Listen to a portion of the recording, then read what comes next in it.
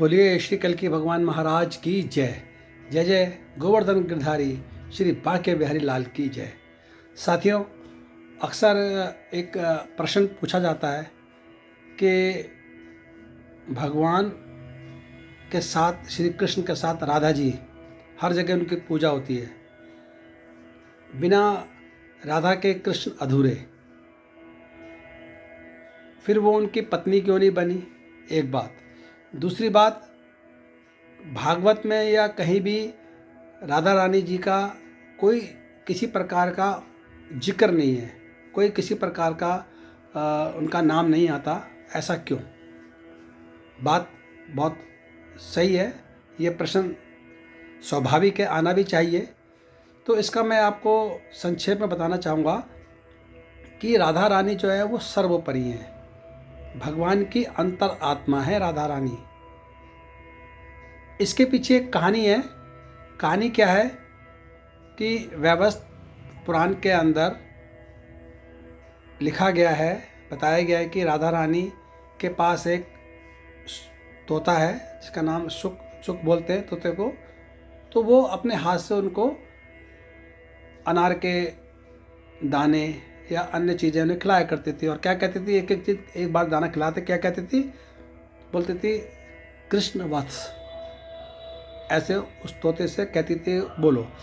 और तोता क्या बोलता था? कृष्णा कृष्णा। वो कहते थे कृष्ण वत्स, कृष्णा कृष्णा।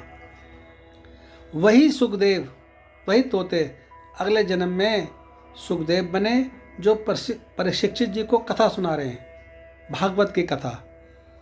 और सुखदेव जी राधा नाम में इतने अधिक डूबे हुए हैं कि अगर वो एक बार भी कहीं भी किसी भी कथा में वो राधा नाम बोलते हैं तो समाधि में चले जाते हैं, आनंद में चले जाते हैं, खो जाते हैं। जबकि यहाँ परिस्थिति कुछ और थी, क्योंकि परीक्षित राजा को श्राप था कि 7 दिन बाद उनकी मृत्यु है, तक्षक नाग उन्हें डस लेगा।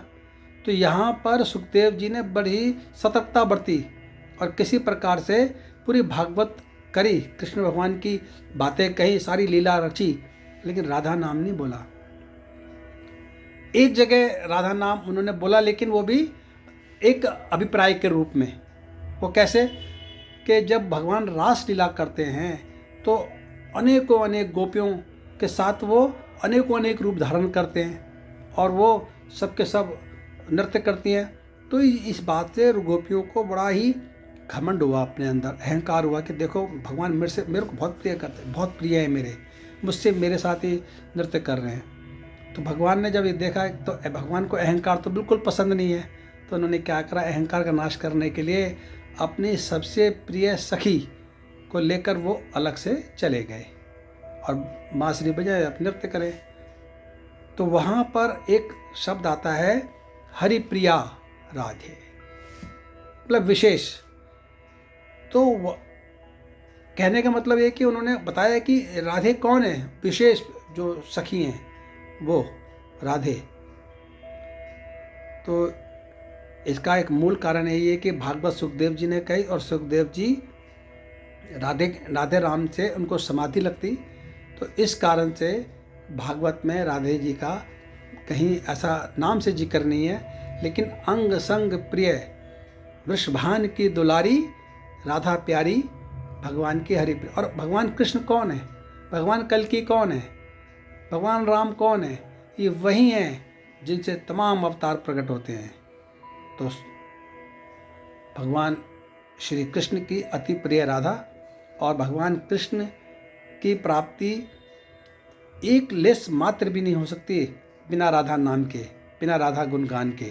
तो बड़े प्रेम से बोलिए राधे राधे श्री कृष्ण मिला दे। जय श्री कल्कि, जय श्री कल्कि, जय जय श्री कल्कि। कलयुग में अब कल्कि नाम अतिशय प्यारा है। केवल नाम से ही समस्त पाप कटने वाले हैं, सत्युग की स्थापना होने वाली है और पुनः गौ विप्र धर्म की स्थापना कर कर ब्राह्मणों का सम्मान किया जाएगा। ऐसा वेद पुराण शास्त्र श्रुतियाँ गाती हैं। आप सबको बड़े ही प्रेम से, सावधानी से, महावियोग में रहते हुए, अपने गृहस्थ के कार्य करते हुए भगवान नाम का संकीर्तन जारी रखें, अवश्य करें, खुद करें और उसे कराएं।